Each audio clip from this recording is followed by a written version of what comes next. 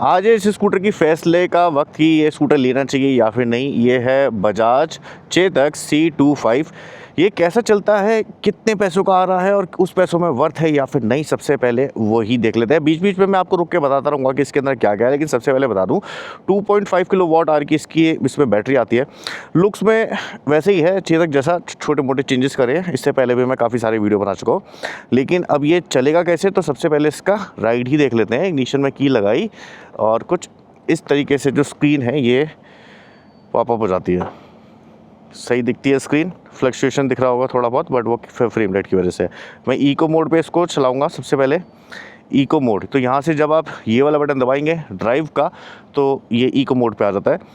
चला के देखते हैं इसको इको मोड पे कितना तेज़ उठता है या फिर ये कितनी स्पीड पे पहुँच सकता है। बाकी ये स्कूटर परफॉर्मेंस स्कूटर नहीं है, तो मैं इसको सिर्फ और सिर्फ वैसे ही चलाऊँगा जैसे एक आम आदमी चलाता है। ओके, स्टार्ट करते हैं। तो सबसे पहला फीलिंग आपको क्या आता है कि बहुत साइलेंट है। दूसरी फीलिंग मेरी इसके लिए क्या है कि ये स्कूटर लाइट वेट लगता है, इसमें बैलेंसिंग है अच्छी। मैंने फुल थ्रॉटल दिया हुआ है और ये जो है अब 40 की स्पीड तक पहुंच जाएगा।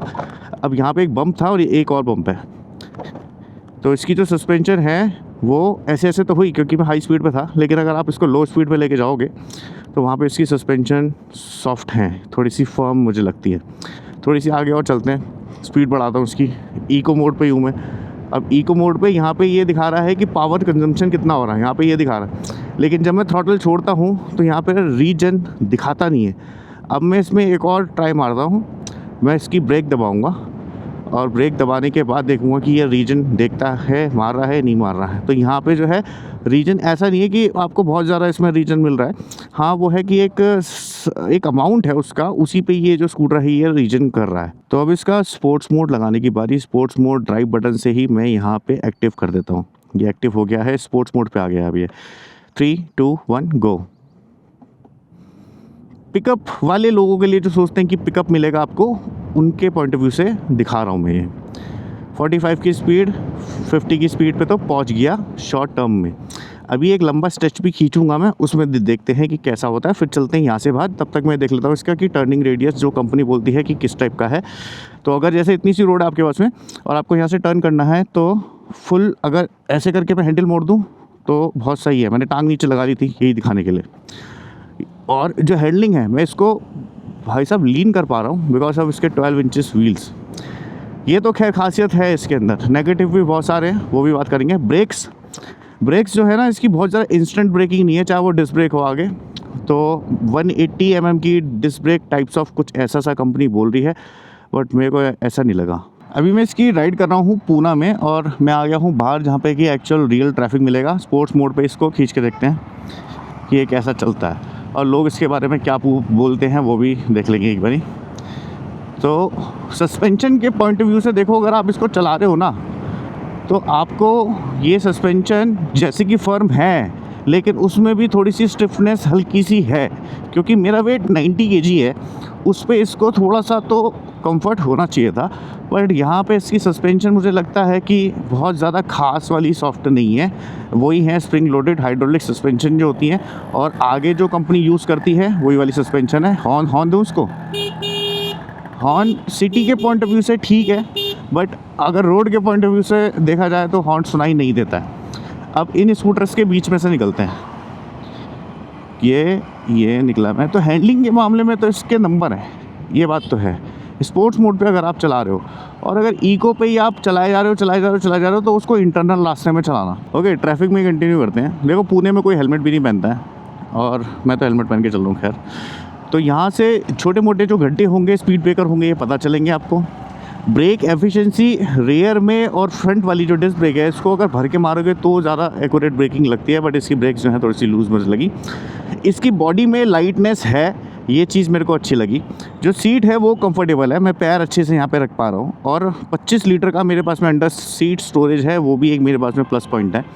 लेकिन सारी चीज़ें जो हैं वो एक तरफ़ा नहीं होती। अभी मैं इसको और ट्रैफिक से मैनूवर करता हूँ और उसमें आप देखिएगा कि कितना फ़र्क पता चलता है। ये डेली मर्रा का यूज़ है हमारा। हमें कॉलेज जाना है, हमें नौकरी पे जाना है, हमें कहीं और जाना है, ऑफिस जाना है, फैक्ट्री जाना है, तो ये रोज़मर्रा का हमारा जो है ये वो होता है शेड्यूल।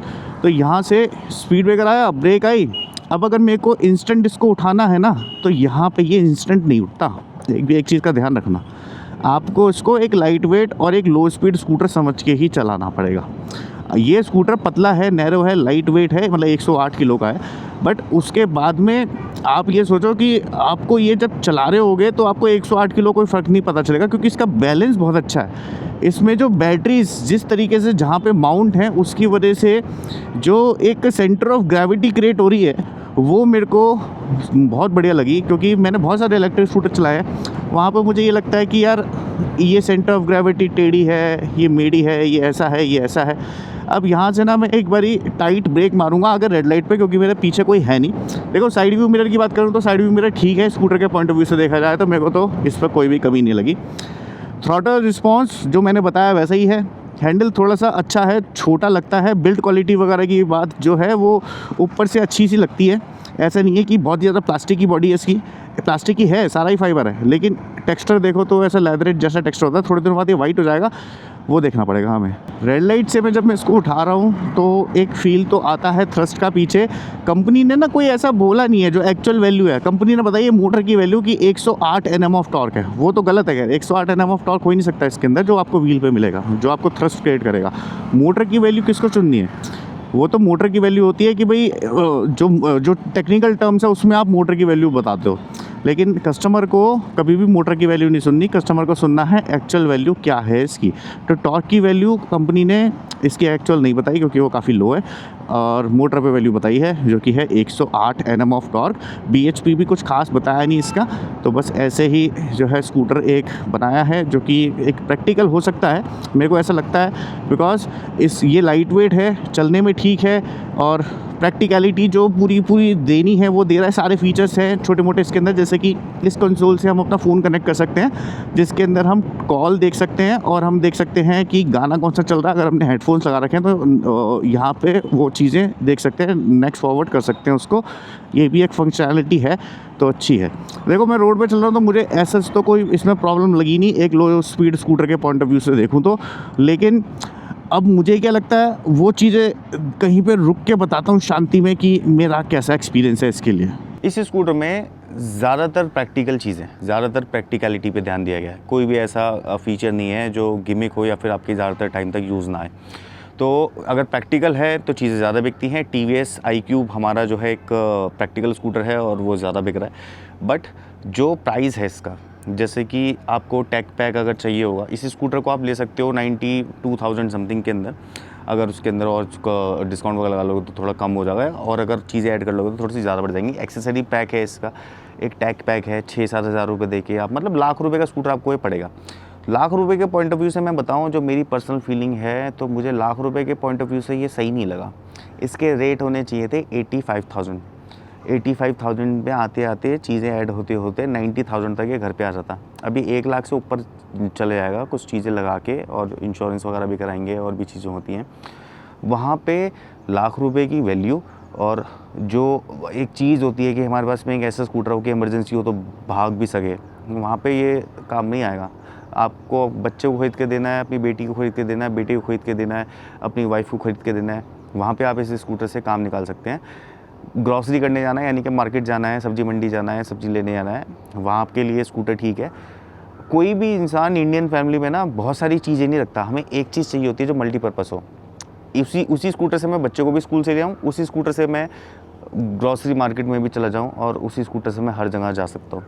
तो बट मेरा जो दिली जो फीलिंग है, जो मैं दिल से सोच रहा हूँ आज, वो मेरे को लगता है कि बजाज को इसकी प्राइसिंग पे ज़्यादा काम करना चाहिए था। स्कूटर में कोई कमी नहीं है, स्कूटर बहुत बढ़िया है। अगर आपके पास में बजट है और आप बजाज के फ़ैन हैं तो इस प्राइस ब्रैकेट पे ले सकते हो, बिकॉज बिल्ड क्वालिटी बहुत अच्छी है, बैलेंसिंग बहुत अच्छी लगी मुझे। फीचर्स इसके अंदर ऑलमोस्ट हैं जो बेसिक फीचर्स होते हैं, कोई गिमिक वाला फीचर नहीं है, मैं बार बार इस बात को दोहरा रहा हूँ। बट जो प्राइस ब्रैकेट है वहाँ पे और भी बहुत सारी चीज़ें हैं। वहाँ पे हीरो के पास वीडा भी है, वो भी इलेक्ट्रिक ही है, वो भी ज़्यादा देर, उसकी तो बैटरी स्वैपेबल भी है, इसकी बैटरी स्वैपेबल नहीं है, फिक्स बैटरीज हैं। तो वहाँ पे यहाँ उसमें क्रॉस लग जाता है। बट एज अ प्रोडक्ट देखा जाए तो प्रोडक्ट में कोई भी कमी नहीं है। जिन लोगों ने प्रीवियस वीडियोस नहीं देखे, मैं बता देता हूँ कि 170 mm की इसकी ग्राउंड क्लियरेंस है जो उसको हेल्प करती है। 12 इंचेस के व्हील्स हैं, और जिससे कि आपका जो बैलेंसिंग है वो इंप्रूव हो जाती है। 180 mm की यहाँ पे डिस्क ब्रेक है। ये टेलीस्कोपिक सस्पेंशन है इसमें जो कि कवर्ड है। ये जो बॉडी है ना, ये मेटल की है, यहाँ से ये मेटल बॉडी है। जो मैट वाले हैं कुछ स्कूटर में यहाँ पे प्लास्टिक का फील आया मुझे, बट ये इसमें ये मेटल है। ये जो है ये फाइबर है ये वाला। तो पूरी जो बॉडी है इसकी ये मेटल बॉडी है। ये एक एडवांटेज स्कूटर की हो सकती है। बाकी इसमें हब माउंटेड मोटर है जिसका कंपनी बोलती है 108 Nm ऑफ टॉर्क, इतना है नहीं। तो व्हील पे कितना है और मोटर कितना दे रही है उस हमें उसी से मतलब होता है। स्प्रिंग लोडेड यहाँ पे ये सस्पेंशन मिल जाएंगी जो कि दोनों तरफ आपको मिलती है। स्विंग आर्म कुछ ऐसा सा है, ग्राफिक्स के साथ में कुछ ऐसा लगता है। टेल लैम्प जो है वो डे टाइम में ज़्यादा दिखता नहीं है, लेकिन हाँ रात को बहुत ही ज़्यादा सुंदर सा ये लगेगा। सीट और अंडर सीट स्टोरेज जो है इसकी वो 25 लीटर्स की है। यहाँ पे भी स्टोरेज है, ये भी स्टोरेज है, ये हुक भी है। एक हुक यहाँ से मिसिंग है, यहाँ पे एक हुक होना चाहिए था। बाकी लाइट जो है इसकी वो LED है, टर्न इंडिकेटर इंटीग्रेटेड है। ये सारी जो खासियत है इसमें वो इस स्कूटर को एक प्रॉपर एक व्हीकल तो बनाती हैं, लेकिन किस प्राइस पॉइंट पे बनाती हैं वो एक सोचने वाली बात रही है हमेशा से और रहेगी भी। मैं आया था दिल्ली से, तो मैं अपने सर्दी वाले क्लोथ लेके आया था और ये इतना भारी हेलमेट कार्बन फाइबर का, जो कि मतलब भारी इन द सेंस की गर्मी इसमें ज़्यादा लगती है। और पूना में यहाँ पे 30 डिग्री टेम्परेचर हो रहा है, तो स्वेटिंग हो रही है। अगर आपको ये मेहनत पसंद आई हो तो प्लीज़ सब्सक्राइब कर देना और लाइक करके और कमेंट करके तो जरूर जाना। नेक्स्ट वीडियो मिलते हैं, तब तक के लिए बाय बाय।